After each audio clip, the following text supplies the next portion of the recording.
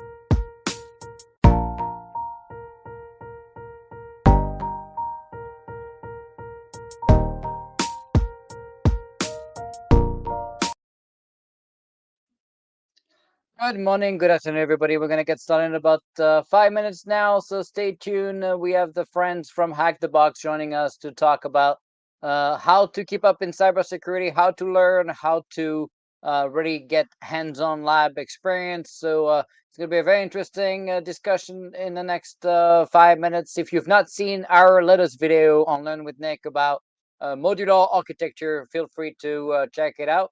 You can go on learnwithnick.com or youtube.com/Nicolas Chillon. You're going to be able to check that out.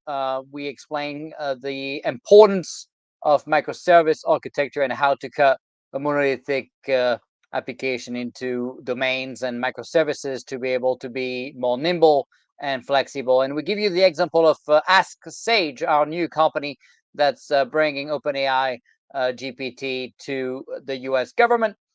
So check that out. If you've not checked out the capability, you can go and create an account. Just go on AskSage.ai.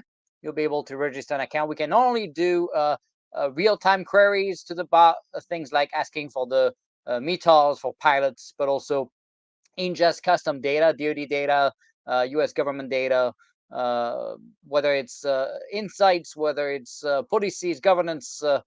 It opens the door to a lot of possibilities, and we're going to integrate with things like Mattermost and other capabilities like that. So it's going to be a lot of fun. We have about 320 now teams that created an account.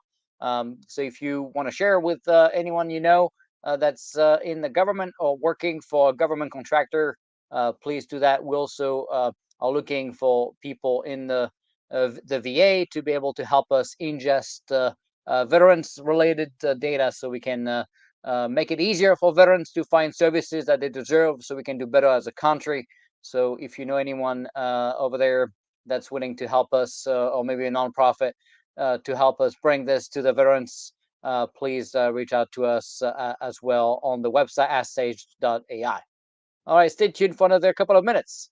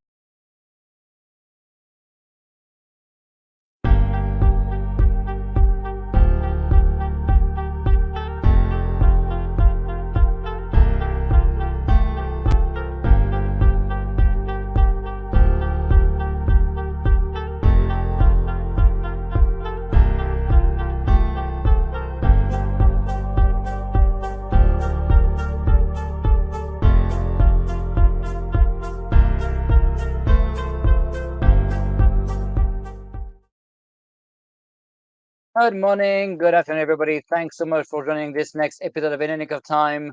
As always, we're so excited to be able to bring this next episode with you.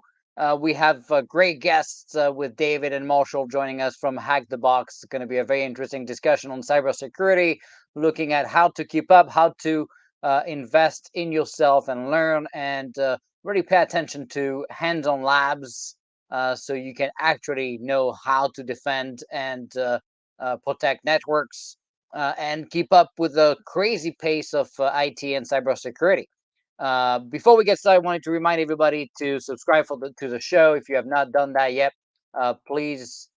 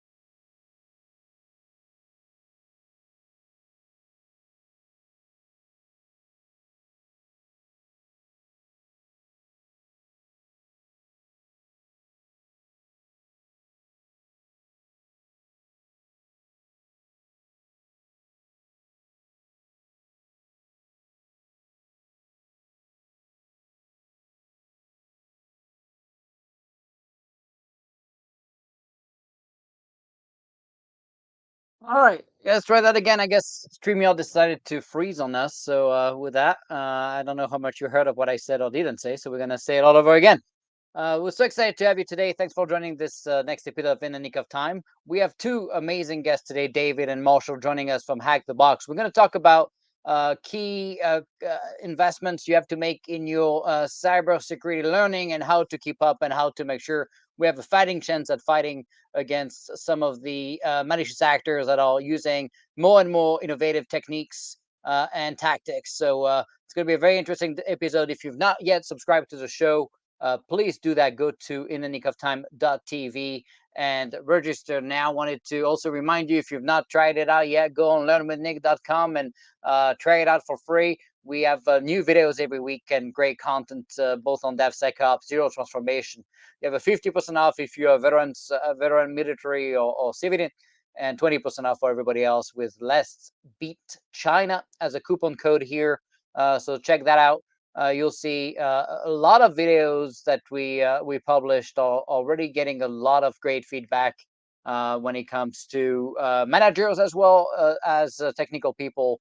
So we're trying to bring everybody to the modern times. It's important not to just know the buzzwords, but also be able to keep up. So check that out.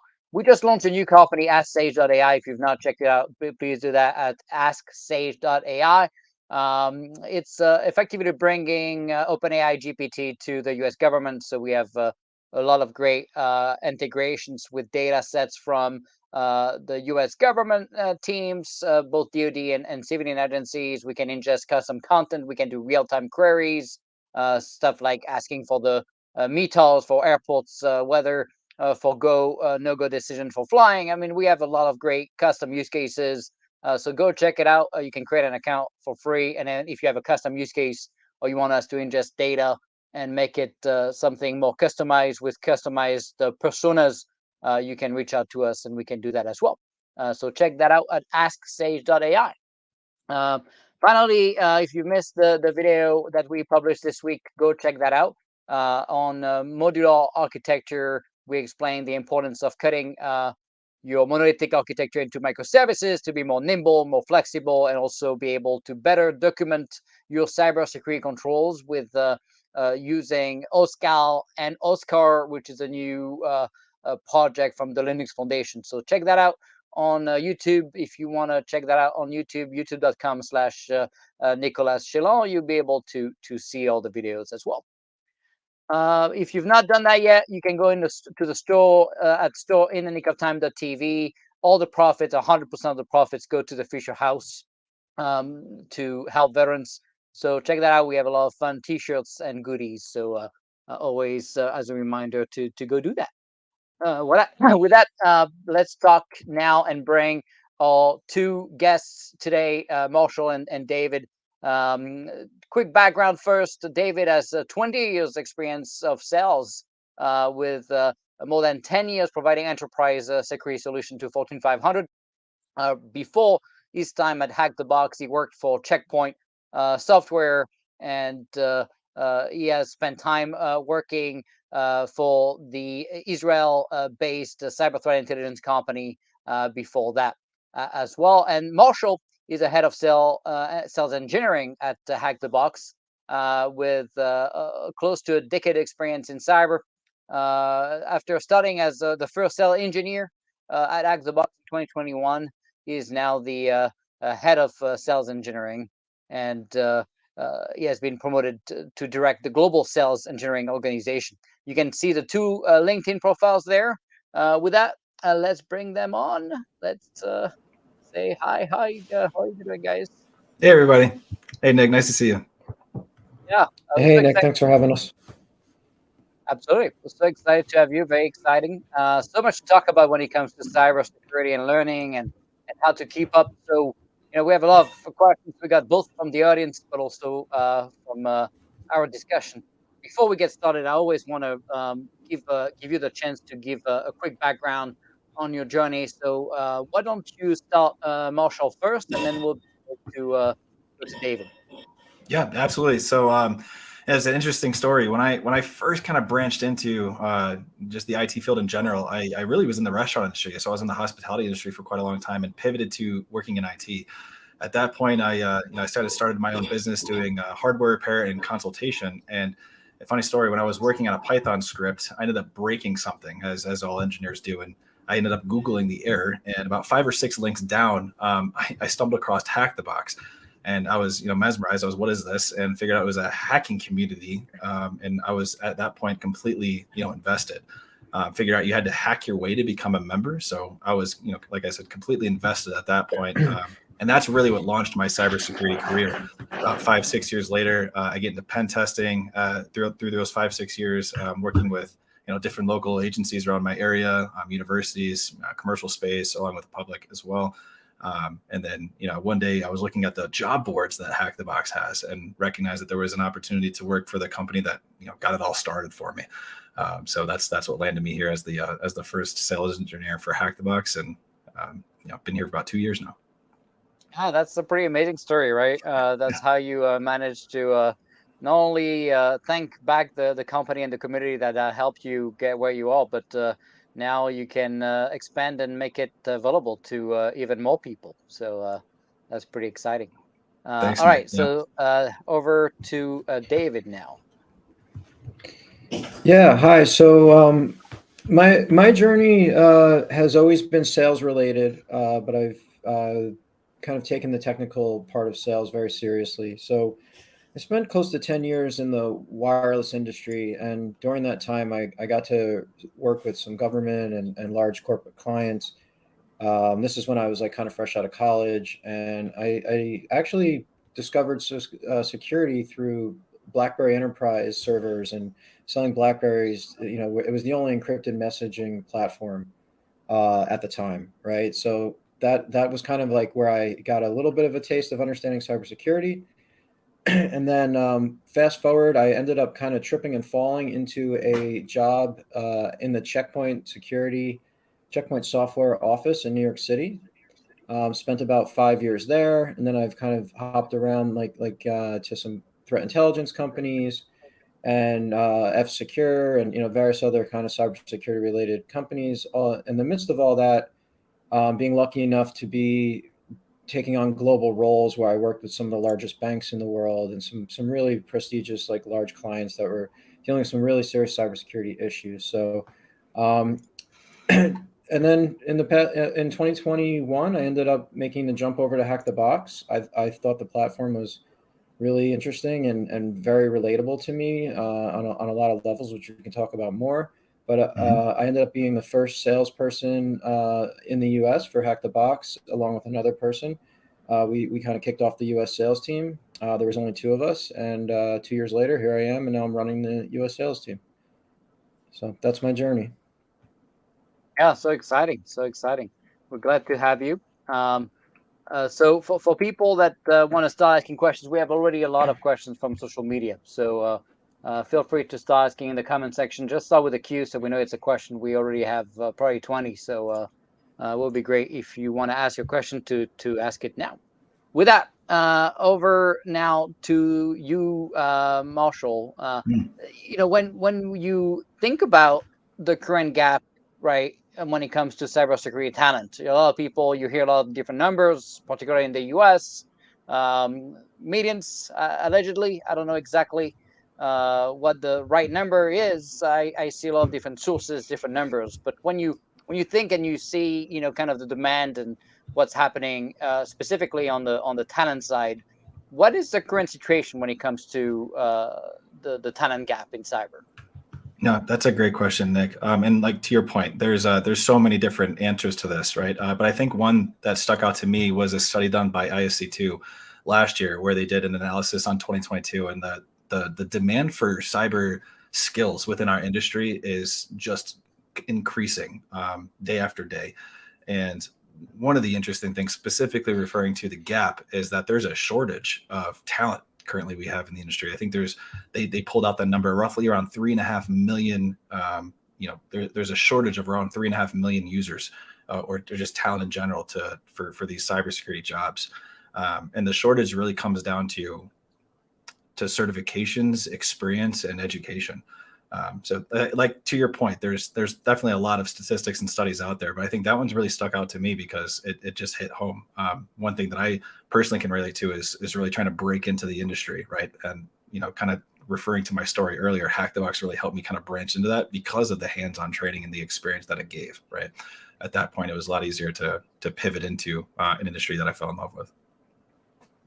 Yeah, no, absolutely. And what's interesting, I guess, is we always talk about gap of talents, right? But what does that mean, right? Because you mentioned certifications, right? You mentioned experience, which is always interesting to me, right? Because I would argue you can easily go buy a couple of books on CSSP and Security Plus and whatnot, and Sure. get your certification with pretty much zero experience or actual knowledge of cyber, other Yeah. than just answering a few questions and getting lucky, right? And I sit on the board of some of these certifications, and one of the biggest pushback I always do is why don't we have more hands-on testing when it comes to passing those certificates. If you look at what the Cloud Native Computing Foundation has been doing when it comes to Kubernetes, they have labs that you have to succeed at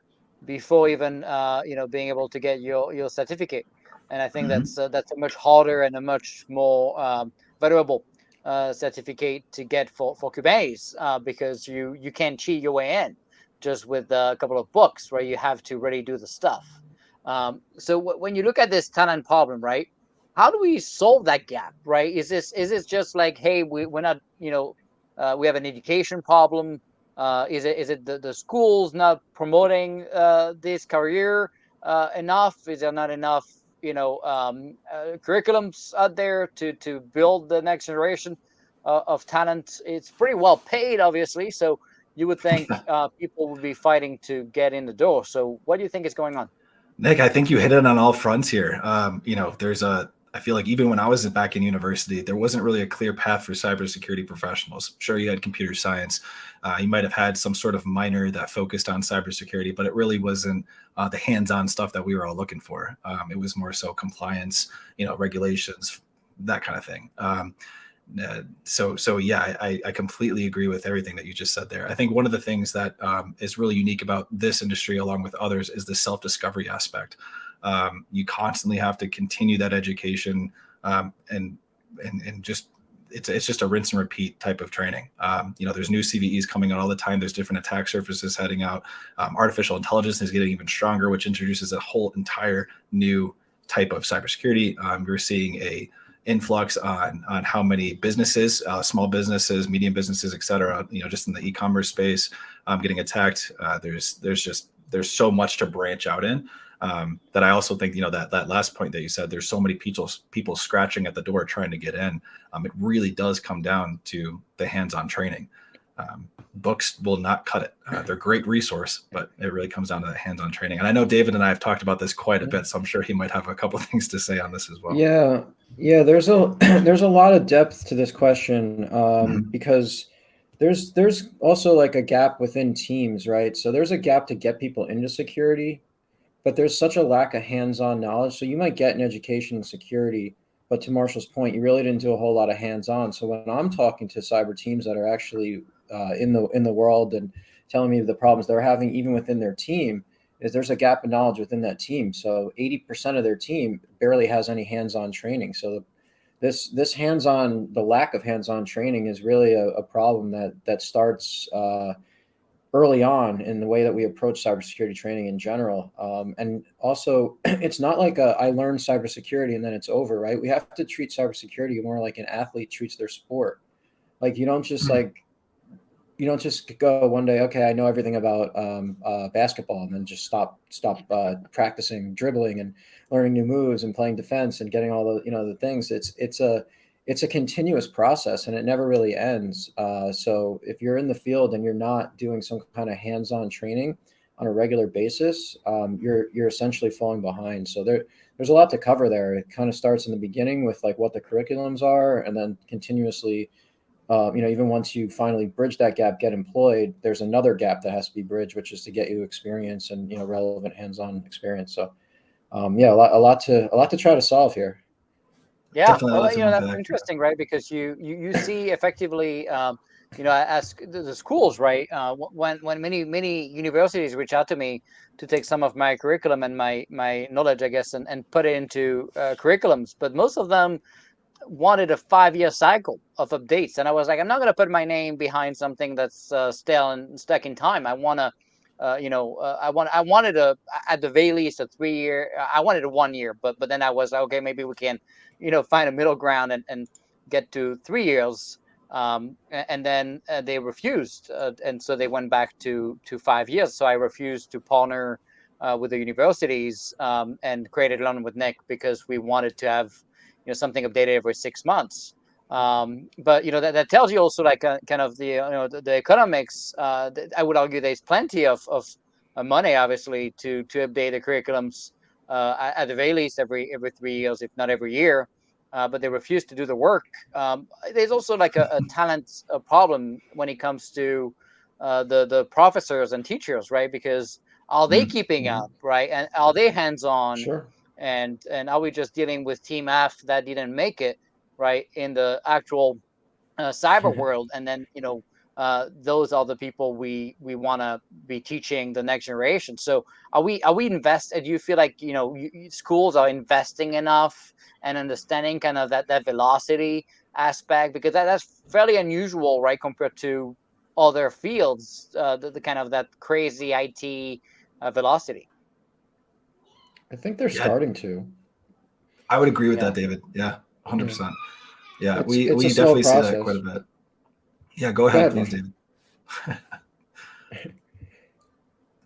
No, I was Go gonna ahead, say Marshall. to kick off. No, I was gonna say I completely agree with David there. He hit it spot on. We're definitely seeing a trend. A lot of the conversations that we see coming in to Hack the Box are the universities is a large case. We work with over close to 1,000 universities at this point, along with CAE. So yeah, it's they're definitely making some moves in that space. Having something that's you don't have to maintain your own labs is very attractive for a lot of universities. Don't have to maintain your own infrastructure. Your labs, they stay updated, fresh content constantly coming out for your teams to practice on and use, or for students to actually try on. We see a lot of curriculum mapping, even with the federal side of things. For the academia on the federal side, we see a lot of content mapping there, kind of just building things out, right? How can the curriculums and the content that we're building complement the curriculums that they currently have in place and just help enhance it. So it's definitely need more of it. But I think that universities are starting to Yeah. move in that direction. Yeah. Yeah, and I think it's largely kind of coming from the students as well, because I Huge. see the messages we get at Hack the Box into our sales inbox, right? And a lot of it's coming from like the president of the certified, or excuse me, the ethical hacking team, or the whatever the hacking team that a university might have, right? So the professors or the deans are not really seeking this per se, but the students are seeking it, and then kind of bringing it to the school, and then the school starts considering it and bringing it in. So it's actually kind of almost being forced into universities in a sense, and maybe that's how things just naturally evolve. But that's how it seems to be working, at least from what I can see. Yeah, that's interesting. So you've seen, I guess, in the last couple of years, maybe some awakening from the university standpoint. Is that a fair statement? Yeah, I mean it's definitely not the norm yet. But I'd say there are universities that are forward thinking out there that are starting to embrace this and looking, and even high schools. I've had some high schools based in New York, kind of New York City as well, start looking to build out curriculums using services like Hack the Box. So yeah, that to me is like where we should be heading, right? To something hands on and practical. Get take something as massive and difficult as all the labs and hands-on stuff as we have, distill it down to the appropriate level for each grade, and then start them young. That's what I think is what we really need to do, and it's kind of like I said, it's kind of happening whether we want it to or not, or whether other people want it to or not. I feel like because it's just so Hmm. needed, but yeah, I think there needs to be a more I don't know what you call it, like an industry or a world recognition that this is the way, as the Mandalorian would say, or whatever. This is how you do it. Yeah, you don't really have a choice, right? So I guess we're back to the how are you going to learn, right? And so for me, obviously, I'm biased because I created my first company. I was 15. I don't have a degree other than a high school useless, I guess, diploma. But when you when you think of, and by the way, that didn't stop me from succeeding and becoming the first chief Yes. software officer for the Air Force and Space Force. But it was obviously a little bit more tricky. But experience to me is what matters. And hands-on labs is essential. But when you look at the learning aspect, right? You were spot on, David, right? You said, hey, you're not going to get stale and get stuck in time. You want to keep up, and it's a continuous process. I would argue, right, people need to have the passion to do that, right? Because I've seen a lot of people go into fields in IT, including a guy I interviewed. I remember back in the day telling me they don't have a laptop at home for a developer job, and I'm like, wow, you don't have a you don't have a laptop at home. Like, what is that? How do you? What is this? Uh, I mean, it's just mind-boggling to me. But and he's a developer allegedly. Obviously we didn't hire him. But when you think, right, of the learning and the passion you need, right, to reinvent yourself, because let's face it, other fields don't require you. I mean, obviously, if you're in the MBA, you need to do that kind of investment, but you have the passion to, right? You'll get the money as well. But if you're just hanging out, it's pretty tough, right? So how do you see, David, the self-learning aspect, and how do you see people keep up with the pace of cyber? Yeah, so you're spot on. I think there has to be an intrinsic motivation, and honestly, even I think that crosses to all areas of the of business at this point. It's something I look for in hiring salespeople as well. But to stay on the topic of cybersecurity, yeah, I mean, I think that's also just absolutely necessary, right, in the world that we live in. Maybe that's a change from previous generations where you could just kind of like, this is my job. I go, whatever. I do the thing that I have to do. I go home and I see my wife and kids, and life is all good. But I think it's different now. I think you have to kind of find that thing that you're motivated to do and spend a little time and think about outside of work. And if cybersecurity turns into that thing for you, that's where you should probably invest your time. And the good thing about that is it pays off. I mean, as far as I can tell, I've Yeah. seen on there's some good websites that document this. But you can start and become a penetration tester. I believe you start at 105 or six or something $1,000, almost entry level, right? So it's a Yeah. worthwhile investment if you're willing to do it. But if it's not for you, then I wouldn't enter into it and just be like, well, this is a job and I should go do it, right? So I really do think that that's part of it. And then the businesses themselves can also keep people motivated, Hmm. provide fun challenges and things for their employees to do. So that because that spark isn't always going to be there, right? Like that motivation comes and goes. But if you have some, like a community or even a collective team that's supporting you, maybe when one person's a little less motivated, somebody else who's motivated might help them and kind of spark them. So A big part of the way I see cyber is collaboration as well, which we'll probably talk about when we in a little more. But yeah, so yeah, I would totally say that keeping yourself motivated, having a business that finds that important is definitely all key aspects to solving this problem overall. So that's how I Yeah, see it. And David, you took the you know, words right out of my mouth, so you're 100% agreed. and the when I started in the Air Force, I started pushing, an hour a day of learning to airmen and Mm, contractors to be able to not just catch up, but then keep up, with IT. That wasn't just cyber; that was all of IT. A lot of people thought I was crazy, right? An hour a day is a lot of time. Obviously, some companies may just decide to do less than 30 minutes or whatever. What would you think is kind of a good, whether it's with the company funding it by giving you time, or just yourself investing in your own time, right? How much time do you think is needed nowadays to just like catch up and keep up with what's happening? Are we talking Right. like a 30-minute day learning? What do you recommend for people to learn? mm, mhm. Yeah, that's a tough one. So, I mean, I guess it depends on your favorite medium, right? Because there's a lot of ways to do this.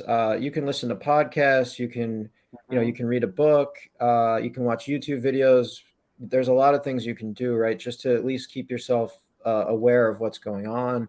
But when it comes to the hands-on practical stuff, I think that's going to vary. I think like an hour a day would be pretty ideal. But to give you like a super real-world scenario of what at least companies that work with Hack the Box are doing.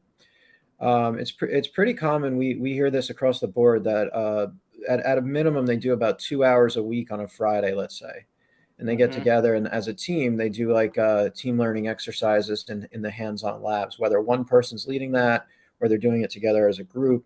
But at least you have a dedicated 2 hours per week, right? So I guess if you Mhm. divide 2 hours by I don't know, I'm terrible at math here. 2 hours by 5 days. How many minutes is that a day? Uh, Yeah, that's pretty much close to a half 27 hour a minutes, day. something like that. Yeah, Yeah, something yeah. like that. So I mean, maybe that's the minimum, but yeah, I mean, you have to dedicate something, and hopefully you're also like I mentioned earlier, like listening to a podcast or doing something that's relevant to Right. your to your growth. Because even the little ideas and nuggets of information you get from things like that are, in my opinion, really helpful and kind of give you that direction to like what should I go concentrate on, or what would be interesting to learn? Oh, I heard this new idea on this podcast. Maybe let me go look at that. Right. So it kind of keeps those juices flowing. Yeah. Yeah, so many Right. great YouTube channels, right? So it's Mhm, pretty mhm. easy to pick there, right? So, Yeah, I was going to say to Marshall. echo off of what David was saying. Yeah, sorry, Nick, but yeah, to echo off what David was saying, I think the self discovery or the self learning, self education, it's more of like a lifestyle mentality. I know we toss around the hacker mentality here at Hack the Box all the time, and it's really that constant self learning. If you can continue with that sort of mindset, it truly does become a lifestyle.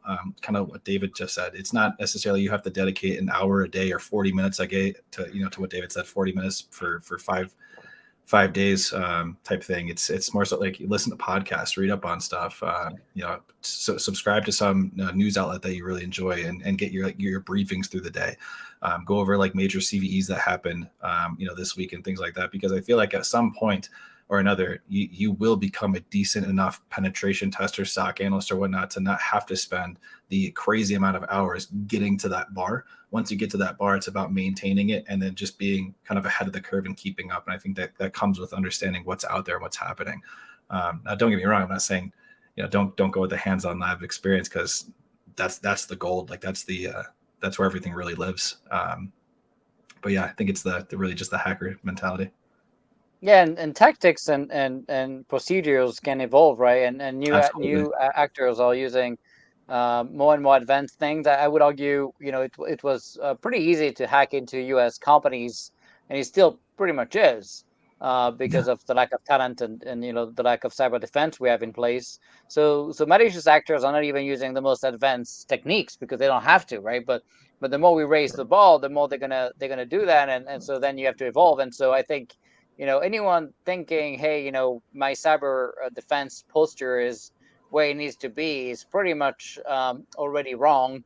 just thinking it, right? So it's a never-ending battle, and the malicious actors, particularly with new AI techniques, and automation, can do much more, much faster with less people, and Oh and yes. can really automate the discovery process, right? Nick, it's funny you say that because I mean there was a study done by Accenture back in 2016, and this is a public study, but they go into like the financial or banking industry, and there was a rough statistic that like 80% of the financial institutes that they actually ended up interviewing were very confident in their cybersecurity defense posture and red teaming, operations and things like that, and it was actually 1 out of 3 of those had a successful cybersecurity attack done on them at some point.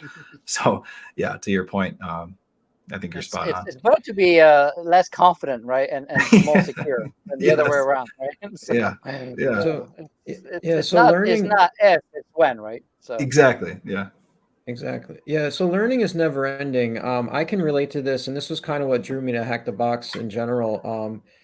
If I'm an avid Brazilian Jiu-Jitsu player, been doing it for a decade plus, and Mhm. it there's no end. Everybody always says there's no end to Jiu-Jitsu, right? Like you can't learn it all. It's impossible. There's no such thing as it all because it continues to evolve, right? So if you get to the highest level, you're a black belt, and you think, oh, I've learned everything, you're just completely wrong. A black belt that knew everything 10 years ago knows absolutely nothing, and jiu-jitsu is like unrecognizable 10 years later than it was 10 years ago. So you're essentially, just stuck in the past, and all the people that have been Well said. continuously training could just Yeah. smoke you and eat you for breakfast. So Yep. it's very much the same thing in the world that we live in now, and cybersecurity I think is exactly the same. So if you have that overconfidence, you're that guy that thinks he knows everything, and that's a fool, like in a right. nutshell. So you don't want to be that fool. So yeah, that's how I view this, and that's why I thought this was such a cool place to come work when they told me like, oh yeah, we have this like this hacking gym essentially, and I was like, yeah, that's like training. I can relate to training. If I don't train every day, I'm getting everybody else is training, getting better than me, so I have to train, right? So Hmm. anyway, that's Yeah. that's that's exactly right. But to Nick, to your point, so few people are doing the proper training that the people Yeah. that are actually the Yep. people that are doing any type of training with malicious intent are able to beat the people that aren't training that are trying to protect the networks, right? So they can get by with some of these very simple That's the kind thing of also with the, techniques. the, the Yeah. certificate, right? It's so easy to get the certificate that how do you have companies assess the knowledge of people if the only way for them to do it really today is at least in the past was just looking at this paper plates, is that so what's the next generation, or what do you recommend people doing Mm. is kind of putting them through hands-on labs and say, hey, you have to complete these and see them do that. Is that how you measure someone's expertise? How do you do that? That's what we're doing at Hack the Box with our new certifications. We have this certification called the CPTS. We also have a Certified Penetration Testing Specialist. We have a bug bounty one as well called the CBBH. And not to do shameless plugs here, but it's spot on with what you're asking about. Like you're not allowed to take those exams until you've completed 275 hands-on labs and done 8 or 9 simulated pen tests. So it's Mm, really it's really like you don't even get access to an exam to take the exam until you've proven that you have the hands-on skills to do it, and there's really no way to cheat or get the answers. Like there's no like, oh, just give me the answer button or anything like that. So right. it's not there's no such thing as a perfect scenario or perfect solution, but I think it's very much in the spirit of what you're describing, right? Where like we're making sure that people are able to do something before they get any type of certification or even attempt a certification. And it's Yeah. pretty in depth. Yeah. You're talking, months of learning and practice before you're able to even get that certification, which it's just a certification, right? The more important part is what you're doing before you get to the certification. But Exactly. Yep. Yeah, the paper is just a piece of paper, but I guess I heard that some of your hands-on labs were so advanced or difficult, I guess, that even your entry level stuff was so difficult that you had to create lesser levels for government teams that were just kind of a little bit struggling, and it was kind of already too difficult. Is that a something you see sometimes where I guess your stuff was too advanced for teams, and yet you had to Yeah. dumb it down? Yeah, no, I think you're spot on there, and I know David's probably got a few things to say about this too, so I'll keep it short and sweet. But that's exactly why we made Academy. Academy is essentially like the service that is 100% guided. It reaches the widest audience. To your exact point, there's a lot of people that struggle or find find realistic content challenging, so they need some place to start their journey, right? That's where Academy really lives and breathes and brings that sort of dream to life, brings it to reality. I mean, even going through the path that David mentioned for the Certified Penetration Testing Specialist certification, Hmm. where you're simulating 8 or 9 pen tests, that path is so guided. It's actually like sitting side by side with the senior, with the senior pen tester. You end up getting to the very last module, which is considered the capstone module. And again, you're going through like an enterprise, attacking simulated scenario. And again, it's all guided videos, images, GIFs. Like you're getting all of that with it, right? So, Yeah. mhm. So Yeah, and so I guess, Nick, go for it. Yeah, absolutely. so I'm sorry, Nick. I just wanted to add one thing because we have a couple famous hackers that work at the company. One of them is Mhm. David Forsyth or OXDF, and he actually explained the difficulty question in a different. So I just want to give you, you and everybody a different kind of thought process on like what's hard and what's easy, right? Because that's always a challenge. Mm. Like how do you define easy and hard? So if you think of it in terms of like a runner, right, a marathon runner, an easy marathon might be flat, right, and a hard marathon might be running uphill, right? But if you've never ran before and you're just trying to get your first, mile in, the easy marathon's hard for you, right? So it Yes. depends on like what your background is and who you are and where you're at, right? So yeah, some of the content might be hard, but it's not hard if you're a marathon runner, right? But if you're not yet a Right. marathon runner, then it's hard. So what we've tried to do is address all the different people at different stages of their journey to become, say that, to use this analogy, marathon runner, and kind of get them when they can only run a mile, and then when they can only run two, and then three, and then a 10K or whatever, and then eventually a marathon. So we actually are working as hard as we can to segment out that type of content and deliver it to people when they're at different stages in that journey. So but you are correct. That is where the original perception was like everything is too hard, and then that's where the academy kind of came in to try to fill that gap in the Yeah. meantime. But yeah, defining hard and easy has always been a challenge Yeah, because David, it just depends on what. I think Go ahead, you bring Marshall. something. No, I was gonna say that's you kind of hit it spot on because again, that kind of loops right back to exactly like what we try, like our objective, our vision, our mission here at Hack the Box, right? And that's closing the skill gap. Like you said, we have Sure. people coming into the industry have no idea what to do, think the easy content is incredibly difficult. That's okay. We're going to help you bridge that gap. We're going to get you up to industry speed type of thing. And then same thing with business customers, federal customers, et cetera. So yeah, you already have the skill set. Let's get you to kind of going toe to toe with those APT threats, right? Or those just APT actors. Yeah.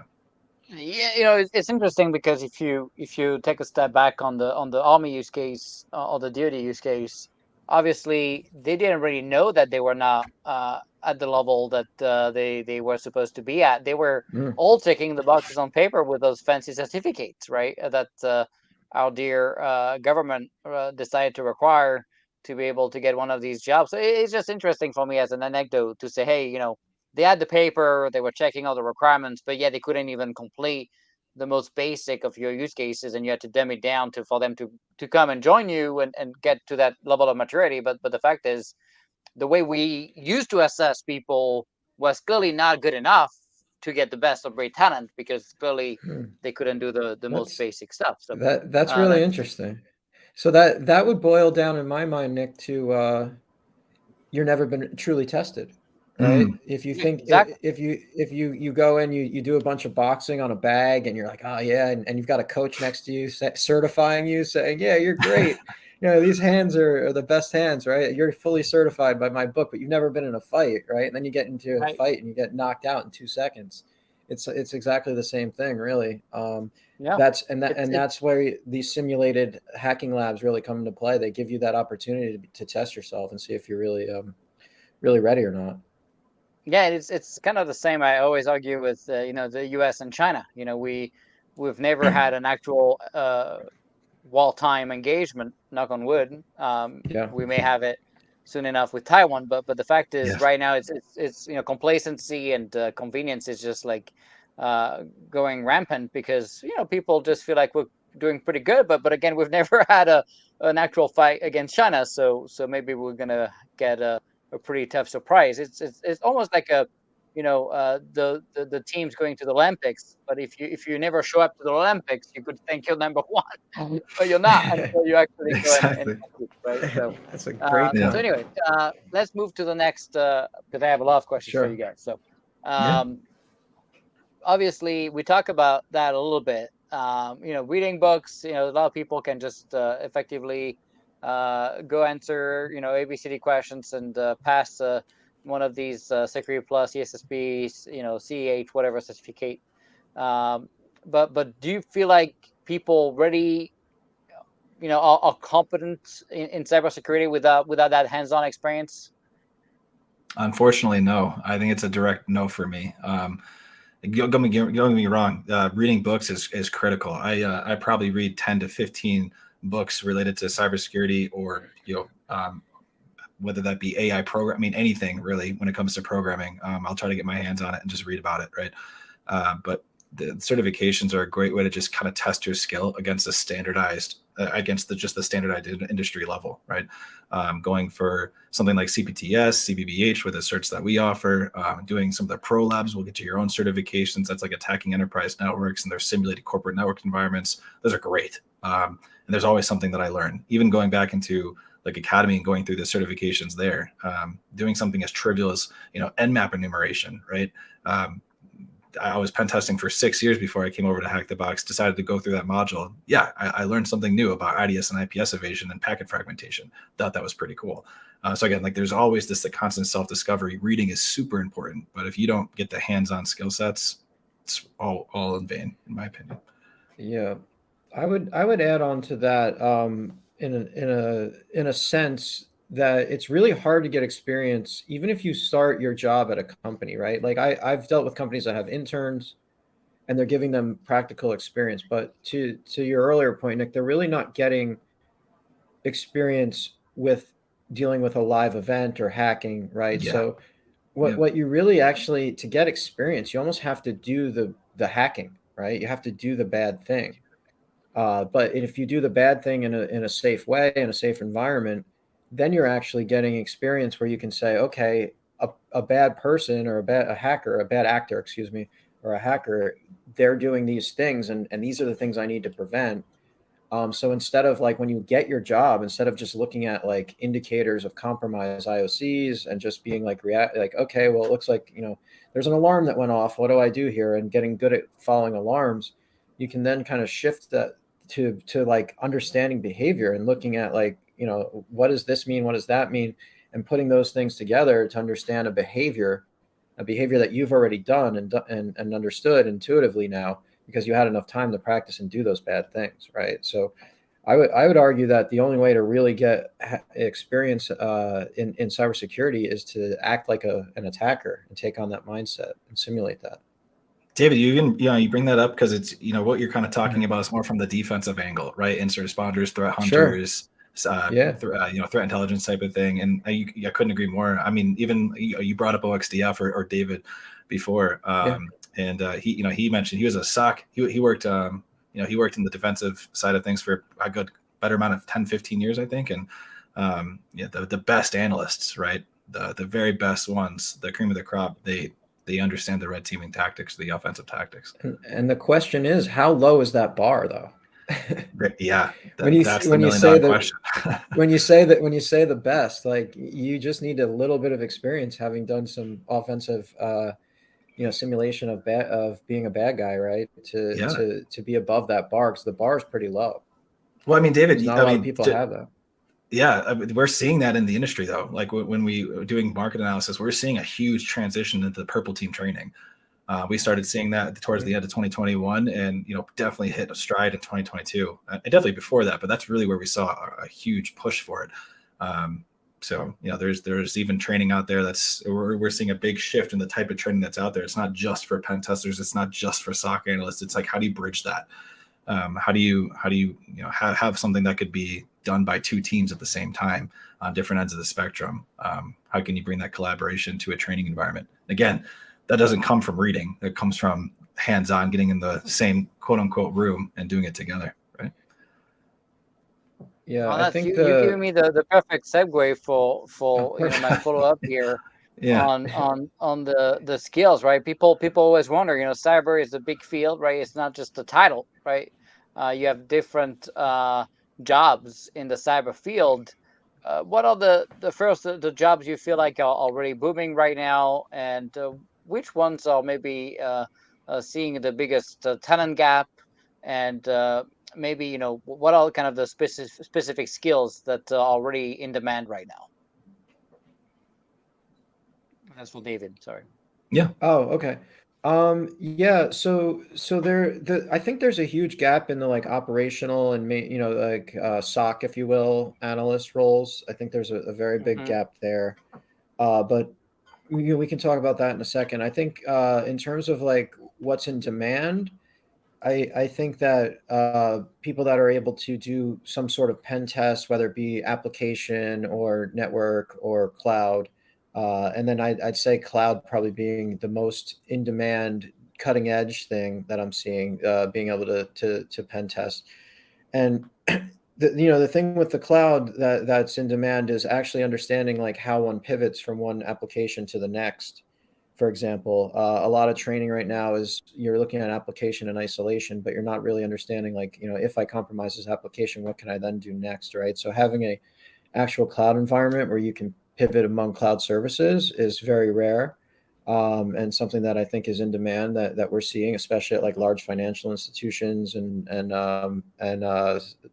it's picking up pace, but yeah, I would say to go back to my first comment about operations and kind of security operations, I think there's a massive gap there because I think that's the easiest point of entry for security personnel, and they end up with the least hands-on experience. So that's where we're trying to fill a gap among existing employees, excuse me. But yeah, I mean, there's no shortage, and I'm sorry not to ramble on here, but there's no shortage of demand in any of these areas of cybersecurity. It's just a matter of like a heat map, right? What's hotter here, hotter there, or whatever. But I mean, I don't think there's a shortage really in any of these areas. And Marshall's more hands-on and technical than me, so I'd love to hear what he thinks. My Now, interpretation. If I'm correct David, you're starting to tread a very dangerous line. You're starting to sound like an engineer yourself. So. No, that was a great point you brought up, and to be honest, you're 100% spot on. You could almost close your eyes, cover your face, and throw a dart at the industry, need for cybersecurity, hit something, and you're going to find a demand for it. Sure, SOCs are probably I don't want to say easiest to get into, but it probably have the lowest requirements, right, to get into. It's a great place to get your foot up and then kind of break into that space. But more from the pen testing side, I think, you brought something really important. Pen testing has been around for quite a while. Red teaming, definitely, but the moving into, leaning away from doing it on your own infra. And we have this huge transition into, moving a lot of our services into the cloud, right? You see companies doing it, the federal government doing it globally, not just, here in the US. That's a whole new space, and it's brand new. And it's not like, David mentioned, it's attacking isolated, services. That's one thing. And you really can't understand truly how to defend something unless you understand the attacks that can actually come at it. Right. So I think that's a huge shortage. We have a lot of certified pen testers that can do on-prem and type of engagements, but moving into the cloud, now you're talking about compliance. Now you're talking about attacking, serverless applications. Again, like to what David mentioned, if I can grab information from this, does it allow me to gain access to something that's maybe not connected, but still in the same area, right? Going and dumping Docker registry containers and whatnot. Like there's just so much that you can do. And it's really like the wild, wild west at this point. Cloud infrastructure is something brand new. So that's a huge demand, both from the offensive and defensive viewpoints. Yeah, no, very, very cool.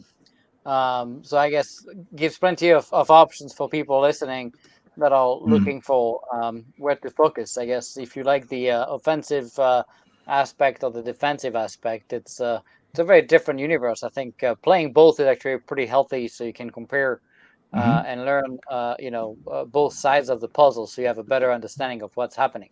Um, but I guess we're going back to your lab work, that hands-on labs that you guys built with Hack the Box. Obviously, building these labs are pretty complex technical challenges, right? Because you have to put them in sandboxes so they don't end up messing up the hosting environment. You have all that volume and velocity of people doing different crazy things in there. So Marshall, what did you feel was the biggest technical challenges to create a lab like this? Oh, that's a good question.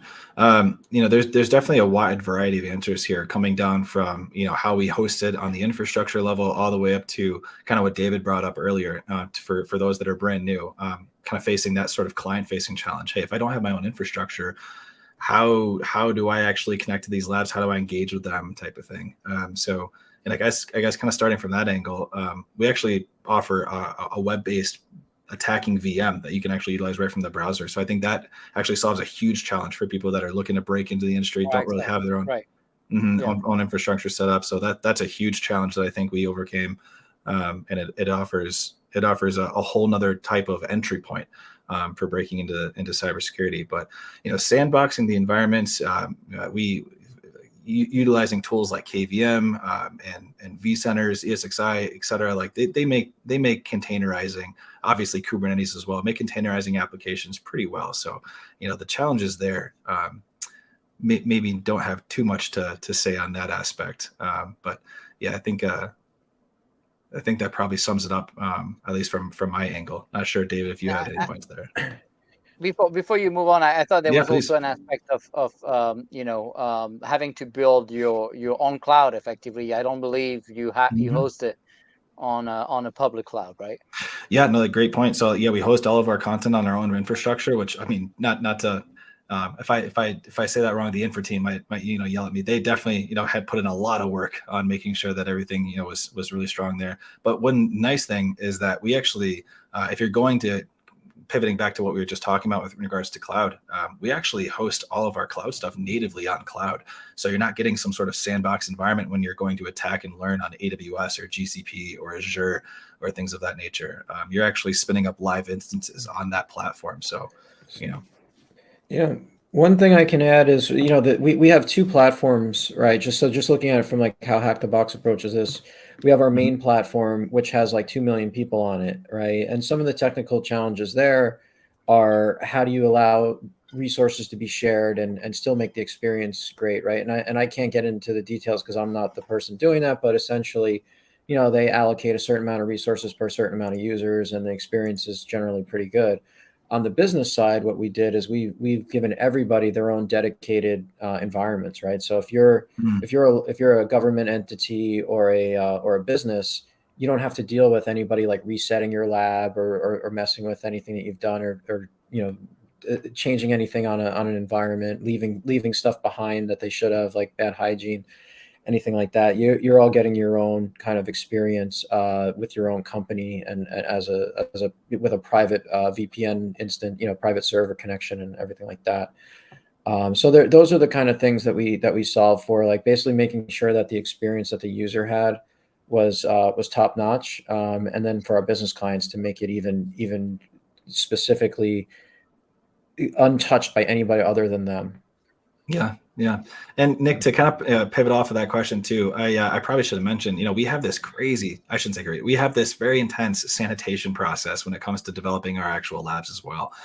We have this entire large checklist that constantly is just growing and changing and is very dynamic on the processes that we lock down, ensuring what's open, what's not, and we do a lot of just testing on in sort of that front before we even launch a machine to the public or to business customers. So yeah, that's probably not necessarily a challenge, but it's definitely part of the process, and it's we tackle that and take it very seriously.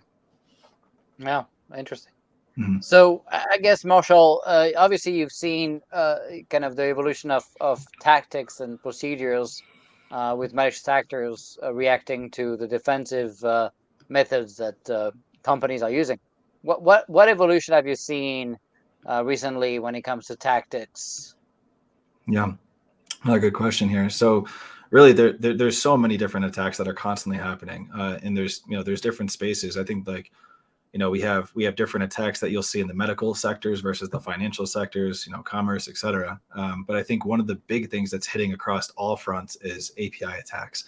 And you'll see companies like Synac really preparing for that, and they're hitting the ground running, looking for any sort of training that they can get their hands on when it comes to API pen testing. With microservices becoming more and more of a need, not necessarily just on, again, local infra or on-prem infra, but also for cloud-based applications. APIs are making everyone's life easier, from DevOps to front-end facing client endpoints, right? Attacking those is we're seeing huge amounts on, with the medical industry actually moving a lot of their content, or a lot of the way that they share data, right, with other sort of with other hospitals sharing data with other hospitals type of thing. They're all now going towards an API endpoint type of process, and that can get very scary if you think about an attacker being able to compromise an API, and at that point getting your sensitive information on your medical information. I think that's huge, right? And again, that's just the medical industry. Finance is already heading that way. Businesses are well on their way to doing that as well. So huge. API is probably the biggest at this point, from at least from my perspective. That's interesting Yeah. because we had the team from Traceable, which is one of the leading API security company, and they've also seen obviously a massive increase of Mhm. companies trying to protect their APIs, and it's kind of becoming the low-hanging fruit because many companies kind of ignore their cyber defense on APIs for too long, and it's starting to become a problem. I Yeah. guess someone was asking if you guys are starting to Tyson was asking if you guys are starting to build a sector specific boxes, since you're mentioning that different sectors see different type of activity. I guess that's an interesting question. Yeah. Marshall, I'll take the first stab at this, and then Please. feel Yeah. free to add more. So yeah, I mean, so we're definitely in the process of coming out with an ICS kind of lab environment. So that's one thing. Some industrial control systems is something that we're addressing in the near future. IoT, those kinds of things. And we also have something that we give to our business customers on a monthly basis that might be kind of interesting. So we do 2 CVE boxes every month for our business customers, which is kind of a given. But on top of the CVE boxes, we also do like a business logic box, and it's usually focused on something relevant to a specific industry, like a credit card processing box, or something that's highly relevant to a specific business or industry. So that's the trend, where we're heading, and those are things that we're generally providing as a benefit to our business customers. So beyond using just the main platform, when you start getting into our business offering, you're going to see more and more kind of sector specific or vertical specific types of scenarios and boxes. Yeah, David, you said it really well. And, Tyson, to kind of answer that, to elaborate on that question too, ICS is definitely something we see constantly. That's something we're developing and growing out, working with industry leaders to build that out too. So, stay tuned for that. It's not that far out. But the other aspect is we currently have machines and labs in our environment currently that focus on like Nest thermostats and things of that nature as well. So you're able to detect PCI controllers and focus on more sort of that sort of side of things. So we have content already for it. Yeah, exciting. So I guess you guys do a lot on the federal side, right? You talk about universities too, but you guys do a lot on the government side. What did you what pushed you to focus on the federal market? Good question. I think it's just a huge landscape. On top of seeing a huge demand, and I'll try to keep this short and sweet. But there's a big demand, not just in the federal space when it comes to this type of training and kind of elaborating on what we've been talking about earlier, but also in the university space. We see that's probably the biggest need there. when it comes to different sort of academies that are facing, that are federal facing. There's a lot of opportunity there. There's a lot of certifications that they'll or a lot of hoops that they'll have to jump through, for in regards to promotion. And Nick, I'm sure you understand exactly what I'm talking about here. Getting sort of that hands-on training inside the federal space, it's not only just an opportunity for us as a business, but it's really an opportunity for us to work with governments on a global scale to really strengthen defensive and just get visibility on offensive techniques and tactics that are happening in the world that we see today, and just again building strength and doing it with our governments worldwide. So that's really the pivot that we made there. Yeah, there's a similar story there to the universities, as Marshall kind of mentioned, and it's the bottom up story, right? We go to Black Hat and various other conferences, and the people in the federal market that are not necessarily making the buying decisions are requesting this, right? So they're the ones that are pushing this up to the top and saying, hey, all the stuff that we're getting trained on is outdated, or whatever, not relevant anymore. Can you please update these systems, right? So a lot of it is similar to in the universities, where we're almost like wedging our way in, just due to the fact that like so many people are that are in these in the DoD or in the different parts of the federal government are actually like saying like, hey, can you show my my chain of command like what they're missing out on here, and so they're being exposed to this and then understanding like, wow, this is the new thing that we should be getting. And so we're growing and focusing on that market in a huge way. It's a big part of our growth for the future. But it's like I said, it's just like everything like we're doing. It's kind of coming from the bottom up, not the top down. 100%. Yeah, I was gonna say it's not just us kind of pushing for this too. We're seeing, we're getting a lot of federal clients globally just reaching out to us for this kind of stuff. So again, like to David's point, a lot of the personnel that are kind of demonstrating interest in this happen to be users on our platform already that are just pitching it up the chain. Like, hey, this is how I got as good as as I am at what I'm doing. It's because of this sort of training. So it's really that bottom up effect that David just mentioned. Yeah, very cool. Yeah. It's always like that. So when you look at the talent gap in the next cyber generation, right? Obviously, you're bringing some great tools and labs and things, but we've yet to solve the 3.5 million talent gap. What do you think is going to take to actually solve the problem? What are we missing that's still not there, that's preventing us from even remotely catching up? Yeah, I think I started mentioning this earlier. I think high schools need to start with this. I think there could be opportunities. I don't know if you've ever seen like in any strip malls near you, there's like coding schools for kids now and stuff like that. Mm-hmm. I think those Right. types of things are great.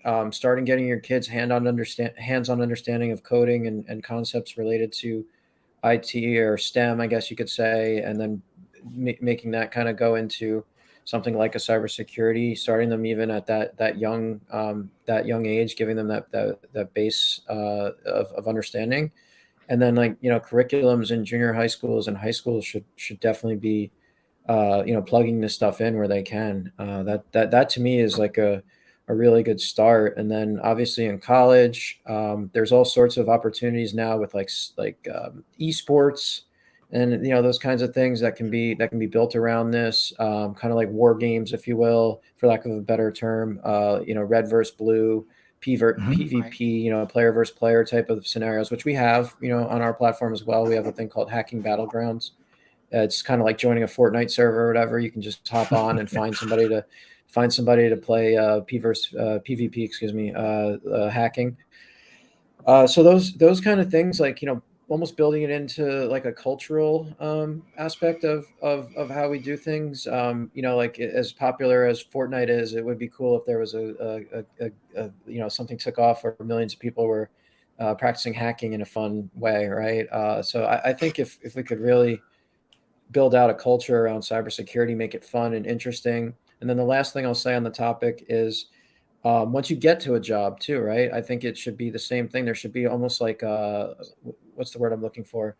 An apprenticeship program, right? Like where, maybe before you're really on board 100%, you get some type of apprenticeship where you get to learn cybersecurity in that kind of more hands-on way as well. So I think there's a ton of room for innovation and thoughts and kind of going back to things like apprenticeships that are old school, but modernizing them for today, right? Mhm. So yeah, just kind of Less there's a time lot of on ways to weave this in. TikTok, less time on TikTok, and more time on Hack the Box, I guess. Right? Yeah, no kidding, Nick. Exactly. David brings up something awesome. I'm really glad he brought it up because, yeah, definitely it's attacking the university side of space and the education sector really. Like if we can push into that space, it makes it just gives a lot more awareness to to students in general. But I think how do we build it, right? It's not just the tactic, but it's how. And our Chap, or Harris, we call him Chap internally. That's his game. That's his hacker handle. Chap is he kind of saw this early on when he first built Hack the Box in 2017, and it was through gamification. That's really what the younger generation really adheres to and enjoys. And again, it ties into exactly what David was just mentioning with with different games like Fortnite and or Fortnite, excuse me, I'm thinking of Fortnite, but yeah, Fortnite and the games like that, right? It's the gamification is a huge win there, and that's exactly what we do here at Hack the Box. It's one of our objectives, visions, and missions is to really build out that sort of gamification aspect. There's leaderboards that we offer, so it gives a competitive environment. You can obviously disable that and make it collaborative, but again, it's kind of giving you that edge. It's a competitive space. It helps with that self-learning and self-discovery. How do I get to the top of the leaderboard? What can I do? How do I push? Where can I learn? How can I grow? And it's all through gamification, in my opinion. So I think that's how we do it. Yeah, no doubt. That's where the future is going, anyways, for pretty much everything. So, Yeah, all right. So, last question before we get to the question of the public. sure. What keeps you up at night? First with Marshall, and then David. Sure. Sure. Oh man, what keeps me up at night? There's a couple of things when it comes to the industry. I think Nick, you mentioned it too. We have yet to go toe to toe with some other countries, right? I think you already mentioned a couple, and like that's one thing that I constantly think about. It's what's our cyber readiness on, or just our defensive strategy on a nation level, and on top of that, is it really that big of an umbrella? If I was a threat actor from a different nation, how would I want to be attacking, our nation, for instance? And we could spend a whole nother podcast talking about those things that keep me up at night. But I think some of the big ones are it's attacking critical infrastructure, right? And we see a huge. I mean, even Robert Lee, CEO of Dragos, talks about this and has been since 2016, or roughly around that time frame. Like we've seen a lot of that happening. It's actually become the top. I think it's in the top 6 sectors now that are attacked globally, right? It's doing things like that, and I don't think we have the best infrastructure in place or defensive strategies in place for our critical infrastructure. And if you can attack an economy like that, that's what brings an entire country to its knees, in my opinion. I'm no expert on this, but I think if I was from the research that I've done and just from the things from the people I've talked to. That are in the military, I think that's one thing that definitely keeps me up at night. But that's just one. I'll let David go and see if he has anything. Yeah, I think I have two things that keep me up at night. One is just something that we've kind of talked about here today that I do think about a lot, which is kind of the disconnect between like the boots on the ground and like the senior leadership, right? Mm, And trying to let them know like what's really going on. And like we mentioned like so many times, like Hack the Box it's being screamed for. We have 2 million people on the platform. It's being, and those people all found it on their own. Like nobody told them to go there besides maybe their friend or something. So there and there's probably, I don't know the percentage, but 80% of their senior leadership might not even know what Hack the Box is, right? So there's this big disconnect yep. going on in the world, right? And that's like maybe a universal problem, generation gap, whatever you call it. But I think if we could have leaders that were kind of more in touch with like what's going on in on the ground level, that would be a great thing. I have no idea how to solve it, so if anybody does, God bless you. And then the other thing that keeps me up at night is I guess you could kind of use the kind of tried and true AI thing that AI seems to keep everybody up at night. But just selfishly, I've been just very only like 3 times played around with ChatGPT, and I realized that like, man, that thing could do my job practically for me. So it's interesting where that thing is going. You know, if I want to respond to an email and I'm not sure what to say, I just go ChatGPT. What should I say to this email? And it writes a better email than I think I would have written. So Yeah. it's pretty interesting. So it's definitely worth considering, like what the future is going to look like, you know, for certain jobs and things like that. Yeah, David, I used to have that fear too, until I realized that, like, you know, just based off of trends that we've had, you know, since the printing press, really, or, you know, even going back further, the technology doesn't really take away jobs. It normally just changes the you know, the type of job, right? Which I know we've talked about a little bit off the cuff, off, you know, on the side and whatnot, but yeah. Yeah, Yeah, that's my hope. it kind of changed the type of work you're gonna do. I mean, look, Yes, that being exactly. said, I think there's some technology that might completely disrupt jobs, particularly when you can, you know, replace such a volume of work, you know. So that might be an exception to the rule. You're right. It uh, very well could you be. know, because it's a different scale. I mean, you look at the automotive and the automation of robotics, right? It's Mm, definitely a lot of jobs are gone, and they were not already replaced, right? And so I think you're going to find also that they create well-paid job to maintain the robots and build the robots, but it's a lesser number of people, right? So hmm you know, Sure. you know, GPT, obviously we're biased because we just created a company to bring GPT to the U.S. government. So we realized pretty quick the you know, the impact of it. I can tell you my recent videos on YouTube, all the scripts and the LinkedIn post to promote the video and the tweet to post about the video were created by GPT. Uh, Very cool. so I'm just a pretty Very face cool. reading the script, you know. So Yeah, you know, yeah, yeah. that's just the tip of the iceberg. You know, we gave it JSON Chinese resumes, and you know, it's a bunch of 150 fields or whatnot, and we say, hey, you know, summarize who this person is, and he gave us the full summary in plain English. Now turning a bunch of fields into an actual human being that we can almost feel and understand. So it's just, you know, the type of insight and the type of automation you get. I agree with David. It's probably 80, maybe even 90% of my job. In fact, you know, you look at the logo of Us Sage was created by the bot. You look at the term and conditions were created by the bot. The UI, 90% of it created by the bot. The backend, 90% of it created by the bot. The SQL, 90% of it created by the bot, if Yep. not 100%. So all we are is just like, you know, orchestrating prompts to GPT to build a company. I mean, it's a company as a Mm, service, you know. So it's just interesting, you know. Yeah, I it's think it's crazy. gonna and look, I think, you know, where you're right, you know, there's a lot of innovation that you know, evolved jobs into something else. But you know, if you listen to Zuckerberg, and I'm not a big fan of him, but the fact is, he might be right once where he says, you know, all these jobs, you know, will be then automated, and so people will have nothing to do. So we're going to create a metaverse for them to have a virtual life to be happy because they're going to have nothing to do in real life, and they're going to live this virtual universe life because they don't know what to do with their time. That's a pretty scary thought. But the fact is, you know, there is such a disruption that could potentially effectively change or automate jobs so much that you don't have time to replace them by the next generation jobs that will come next. Geez, Nick, you're giving And me more things to worry about at night. Yeah. and by the way, you are right also on your critical infrastructure stuff. I can tell you firsthand, since I was both at DHS and DoD, that our cyber defense on the critical infrastructure, particularly, is at the kindergarten level.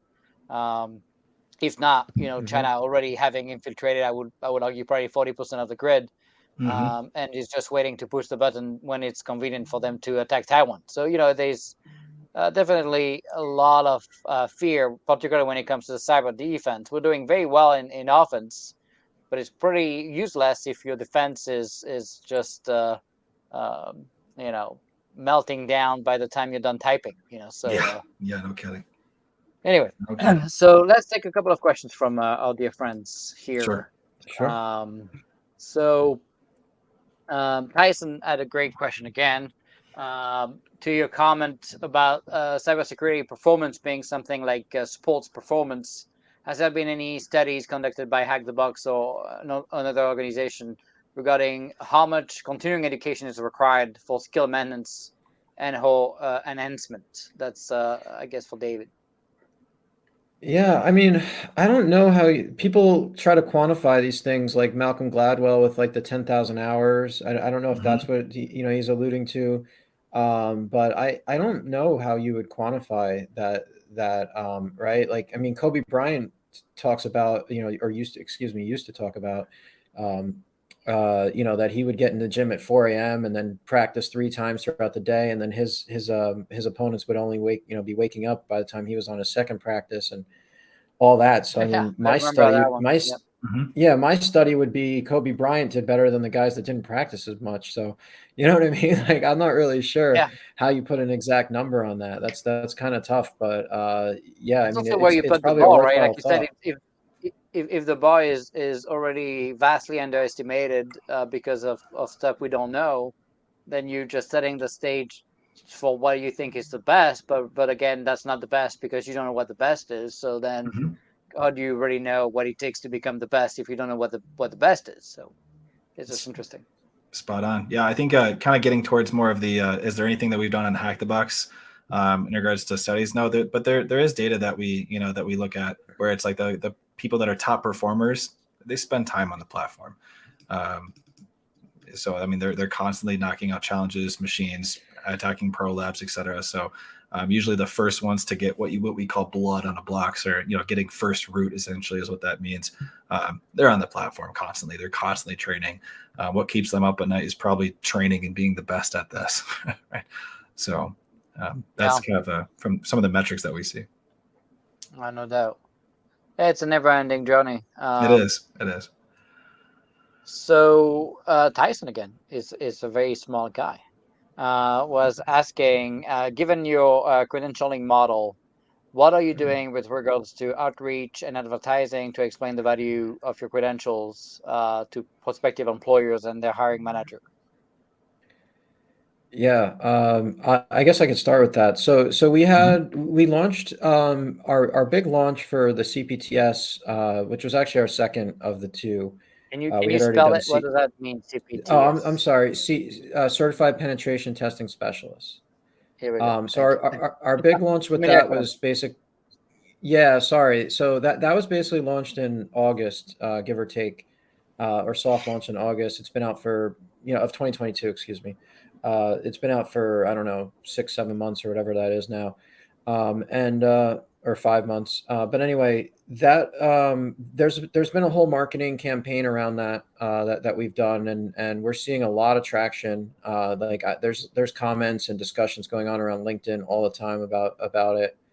But in terms of like outreaching to employers, we are actually actively encouraging, especially the employers that work as Hack the Box customers, or that are Hack the Box customers rather, to tell them like, hey, why don't you include CPTS in your job listing? And if you go on LinkedIn or Indeed right now, you can actually search and find there are indeed, no pun intended, there are indeed people using CPTS in their job descriptions, and I think Yep. that's only going to continue to grow. So one of the cool things about that is that it's kind of happening organically. So we are pushing it as best we can, and I think we have. I can't speak for everything our marketing department's doing, but I think they have plans to continue to kind of amplify that message and that process, and there's probably some promotional stuff we might be doing and things like that. But yeah, and then Marshall, maybe you could talk about our talent search product as well and how that's related if you want. Yeah, sure. Happy to Or talk about that. I yeah, think one of the things to expand off what you're saying is yeah, it's definitely coming up a lot. We're seeing it not happening organically, where companies even on the federal side of things are starting to put that as a prerequisite or a requirement, to getting a certain role. So it's coming. We're having a lot of like you said outreach, David, from our marketing side of things. But it's really happening organically with the clients that we're working with. Talent Search is a really interesting product that we offer as well. It's essentially allows over 2.3 of our million plus members at this point, allows them the opportunity to opt in to a job hunt opportunity if they're looking for work, right? And this is actually how I originally found the job at Hack the Box. I was searching through thousands of different job opportunities through hundreds of different companies on there. You can access that for free, or at least the user base can access that sort of for free, and business customers can utilize the talent search to post jobs to a board that end users can actually go through and apply for. You can actually do candidate searching as well. So if you wanted to look for people that met certain criteria, that had advanced knowledge in Active Directory exploitation or even mitigation, if you wanted to look for someone that had hit a couple of pro labs or simulated corporate networked environments, have completed those, you could look and filter out people with that as well. So that's another great opportunity for sourcing the synergy. Oh, sorry, Marshall.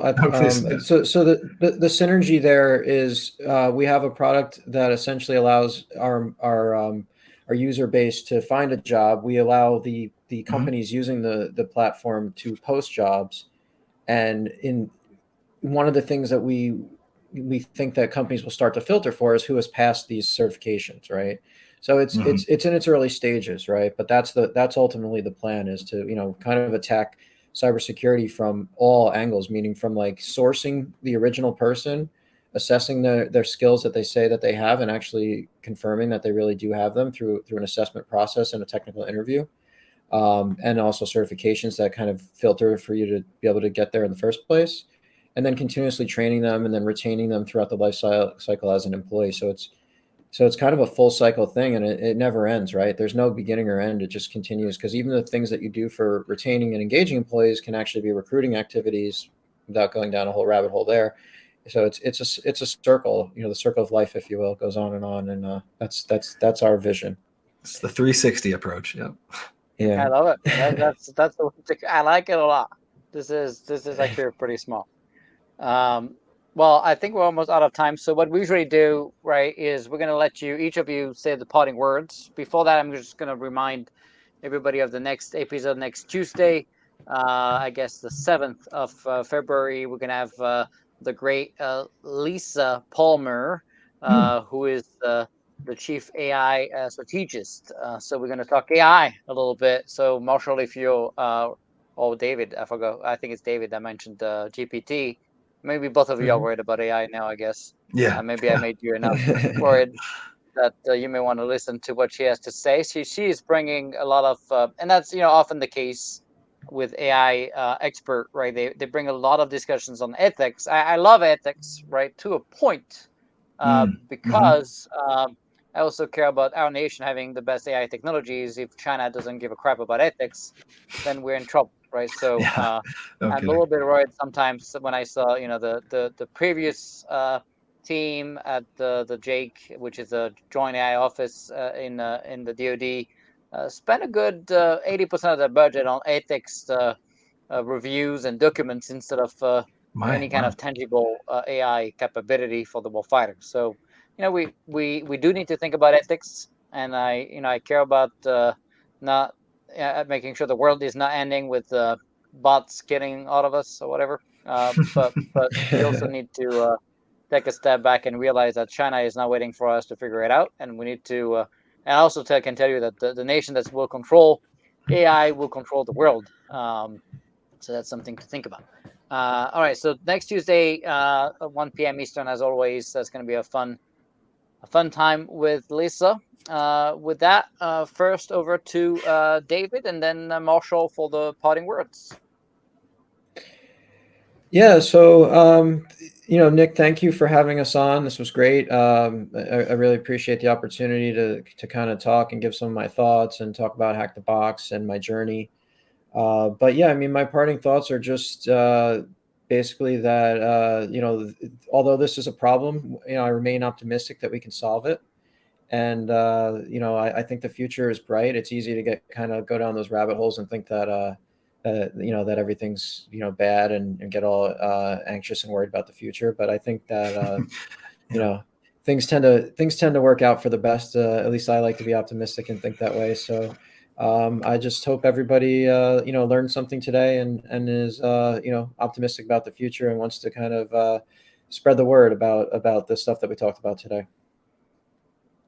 Yeah, absolutely. Thanks, David. I definitely echo that as well. It was a pleasure coming on here and talking about how we bridge the skill gap here at Hack the Box and do it on a global level. I think we have a lot of opportunity coming ahead of us. There's hacking's the new gaming. So if if you're interested in that sort of environment, if you're interested in breaking in the industry, making a great amount of money and having a lot of fun doing it, get yourself on Hack the Box or something similar and start enjoying the training that we have. It's only getting more robust and better. And like we mentioned earlier, it's reaching so many audiences, from purple team engagements, specific red team tactics, governments are using it. It's for everyone. And Academy, if you didn't know it, you do now. Academy is the place to start. You can search that just by typing in Academy Hack the Box. So it's easy to get started. It's easier now than ever before, actually. So again, thanks for everything. No excuse. They have all the tools, all the stuff. So now I thought I was the sales guy. Hey, you can do both, no doubt. So with that, thanks everybody for joining us. We'll see you next Tuesday, 1 p.m. In the meantime, please make sure to keep up the good work so our kids have a fighting chance of winning against China 20 years from now. Stay safe, everybody. All right, happy hacking, everyone. Take care. Thanks.